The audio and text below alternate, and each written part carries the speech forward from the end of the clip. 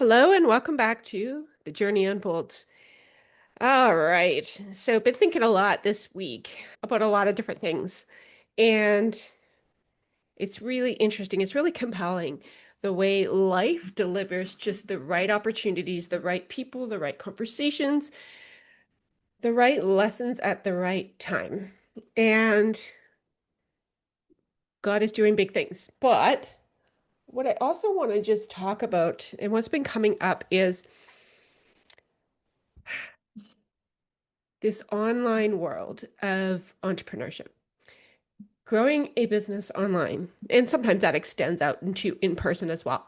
But given the fact that I have been doing this for the last 15 years, and especially since 2020 is when I really went into the online space and my network grew across the globe, it's been incredible in that regard. It's absolutely been incredible. And as I was thinking this week about the content I want to put out and the things I want to talk about and how I can reach people and inspire and hopefully move them, I realized something about the industry. We'll call it the online coaching industry, for lack of a better way to put it. There is a lot of stuff out there that I'm realizing on the tail end of this have impacted me in a way that I didn't realize was so damaging, truly. And I don't think the intention of the coaches or mentors or programs or leadership training or any of those things was bad in and of itself.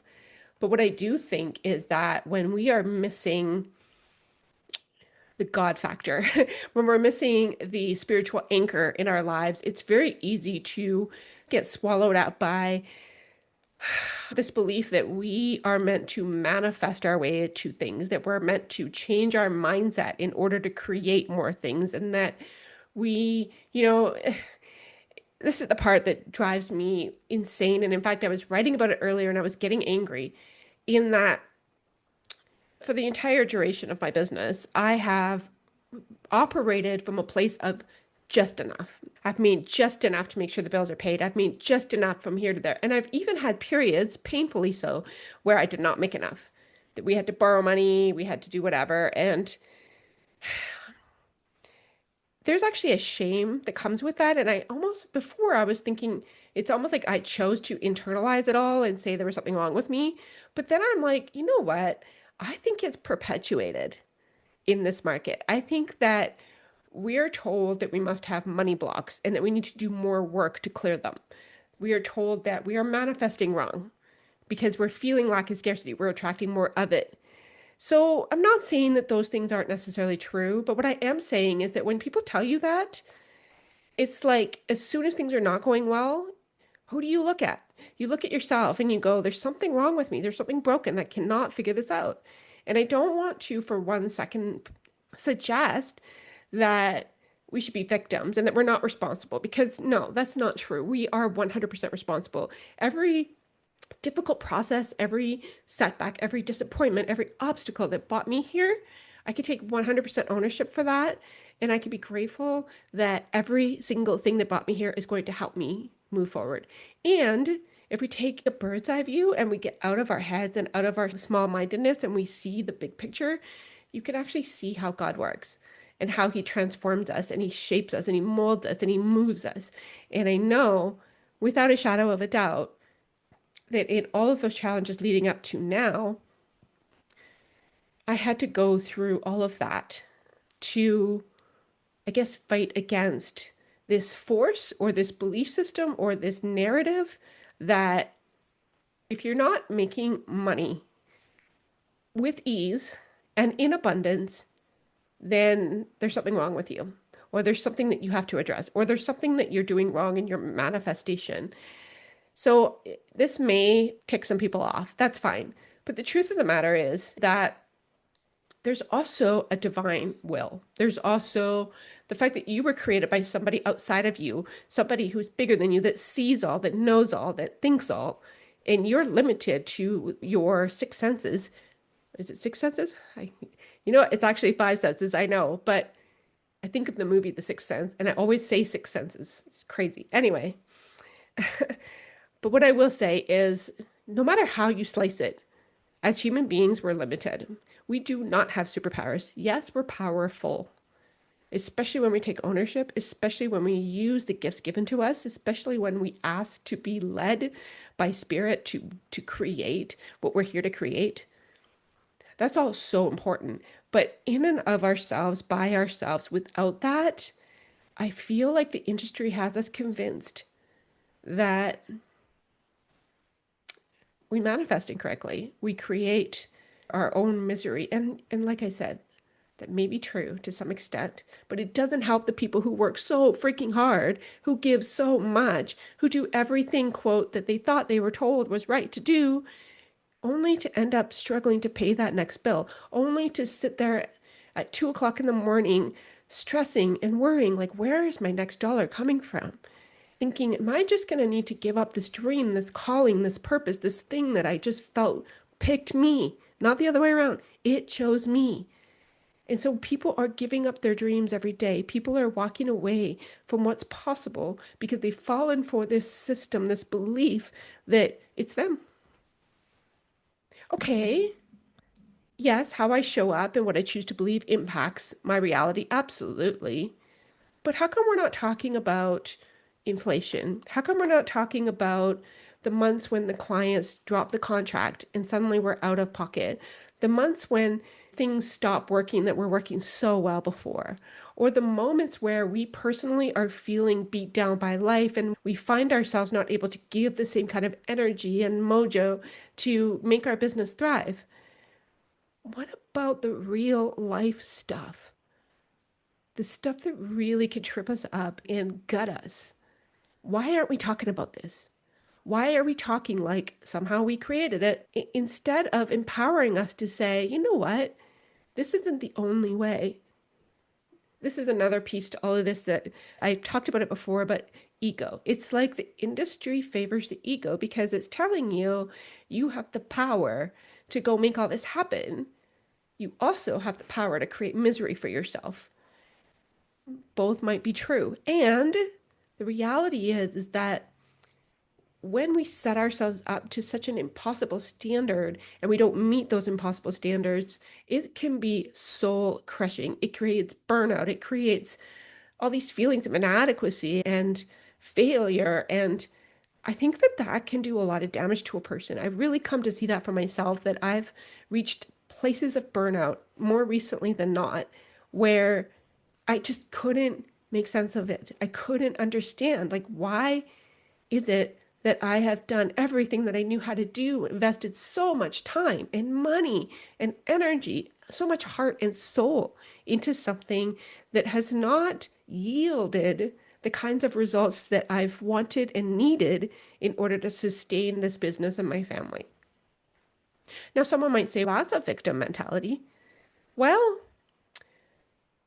we could say that, but isn't that called shaming? Because the thing is, a victim says, that's it. I suck. I'm not doing it anymore. I quit. But the truth is, even when you take full ownership, even when you look back at all the lessons and you go, if I had known what I know now back then, I would have done things differently. The truth is, you didn't know back then what you would have done differently. You didn't. You worked with what you knew. You operated from the best possible capacity that you had. And here we are, looking at the future, going, okay, what do I do from here? I've had numerous people, they tell you over and over again, as an entrepreneur, as a visionary, the people you love the most probably aren't going to support you, or they're certainly not going to understand you. They're not going to get it. And I've discovered how true that is. And not to put anyone out or to say that anybody has offended me or upset me, but I just feel very alone sometimes because it's like as soon as they would say, go get a job, it would feel like you're trying to squish a round peg into a square hole. I can't fit. It's not pride. It's not I'm too good for that. It's I feel called into something else. And I think that's the mystery of how God created us coming to fruition, coming out in the way we live our lives. And we also have to be responsible. So I'm not discrediting the idea of getting a job. I've done it multiple times to supplement. But why do we make this all coded in shame? Why do we sit here beating ourselves up because we've worked so freaking hard to not get the results that we thought we'd have by now? Now, I'm not just making this all up. I've had numerous conversations with other entrepreneurs who also feel called, who are really good at what they do, who believe in what they're here to do. And conversations left, right, and center. Yeah, I ended up getting no clients this month. I'm not sure what I'm going to do. Or that was working so well, and then all of a sudden it wasn't. And I'm actually not sure what to do with that. Or I've lost my mojo. I don't feel excited about it. I don't know where to go from here. I'm just not making the money I thought I'd be making. These are not the things that we're talking about publicly in open spaces because there's shame. Because we equate our businesses and what we're creating. Unfortunately, we tie that into our identity, our sense of self. And if we aren't generating that revenue that we thought we'd have, then there's something wrong. We're a failure. So I've been grappling with this and thinking a lot about this whole thing recently, especially given how many conversations I've had. And I just feel this burning sense inside of me to fight back on it, and say, screw this industry. Screw this idea that we have to be the hero of the story, that we have to make abundance come just by the way we think.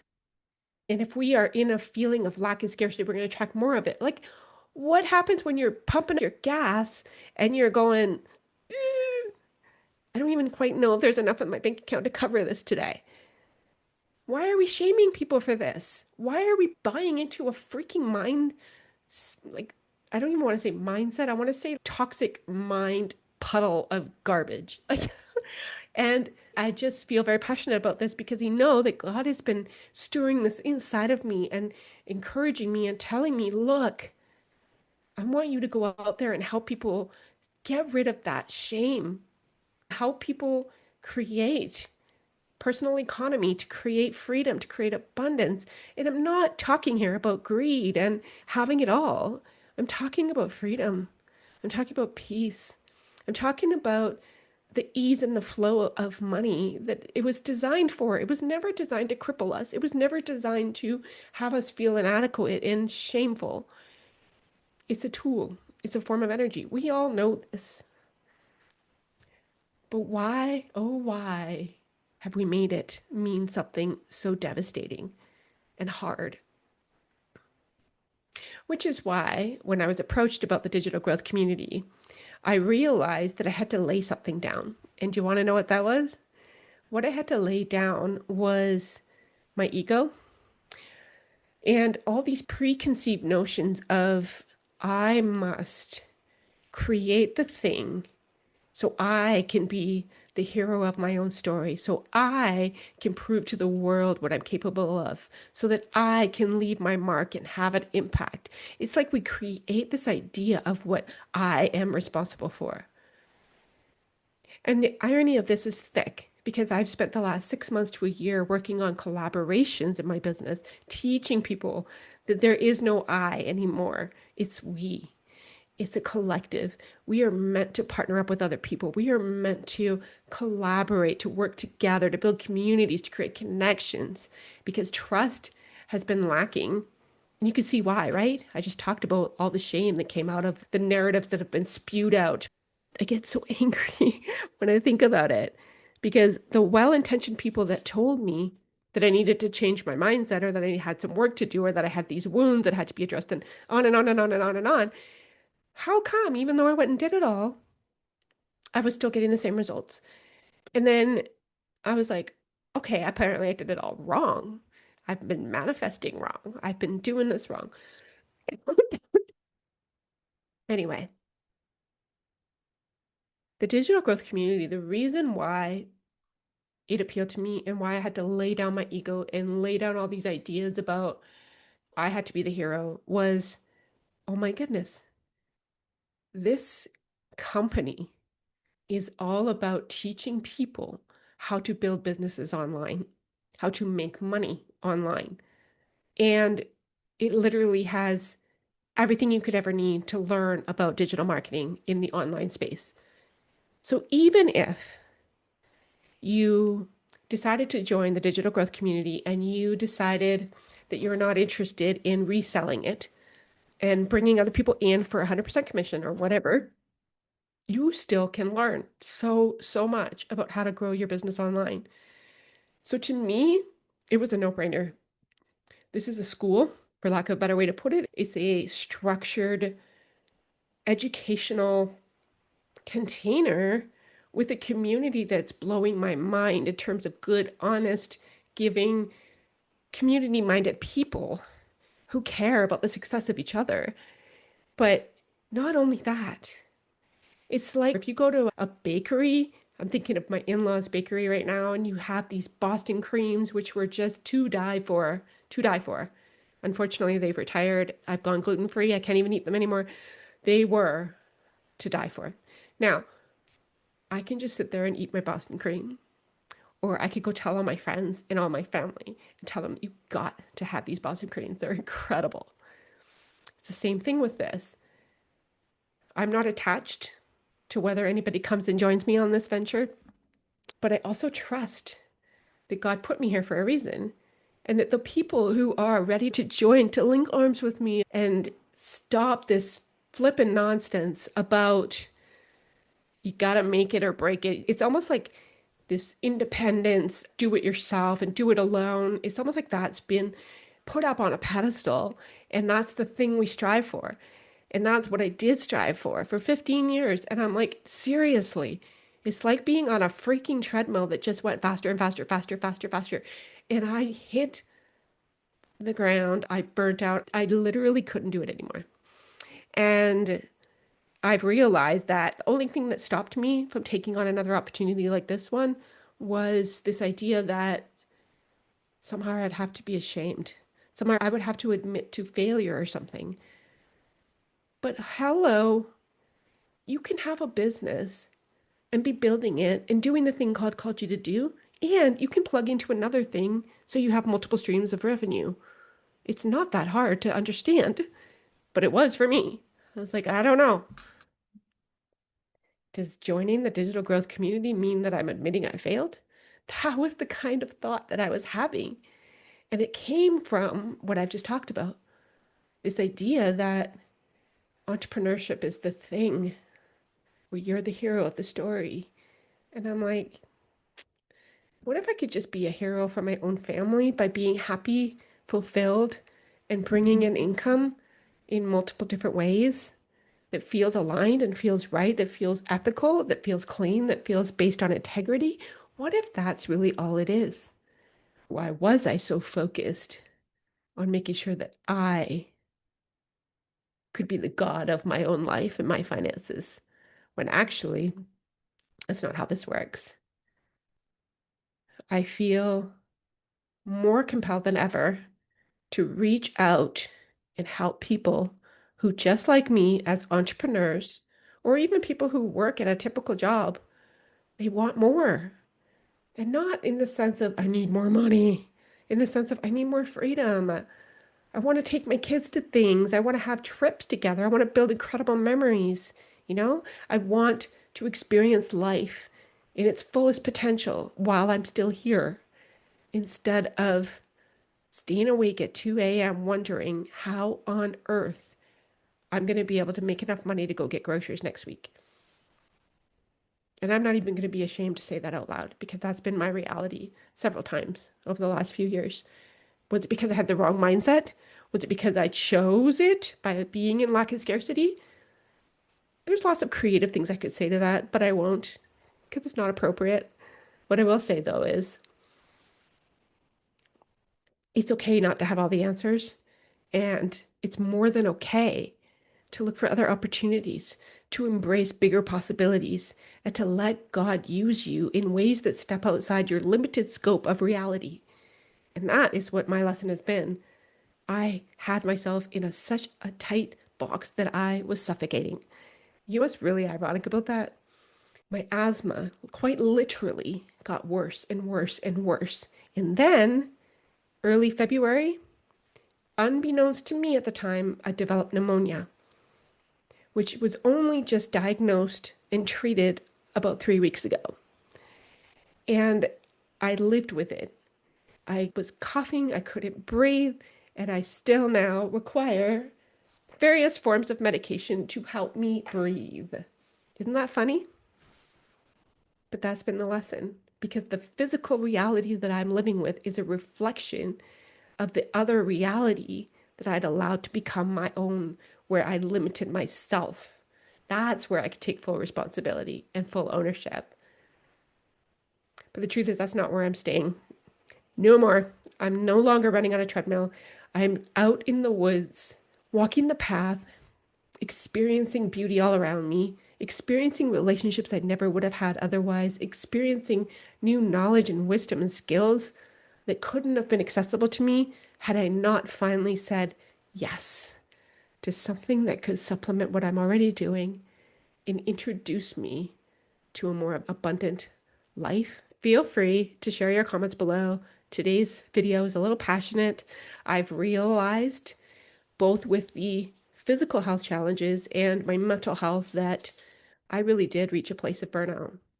And as I recover and try to find my footing again, I get to have grace for myself and to know that God's got this and He's got it for you too, every step of the way. It's just sometimes we have to let go. We have to be willing to get off the treadmill and actually embrace what's in front of us so that we can thrive. Thank you for watching and make sure you tune back in next week for The Journey Unfolds. Hit the subscribe button if you haven't done so already. I'll see you next week.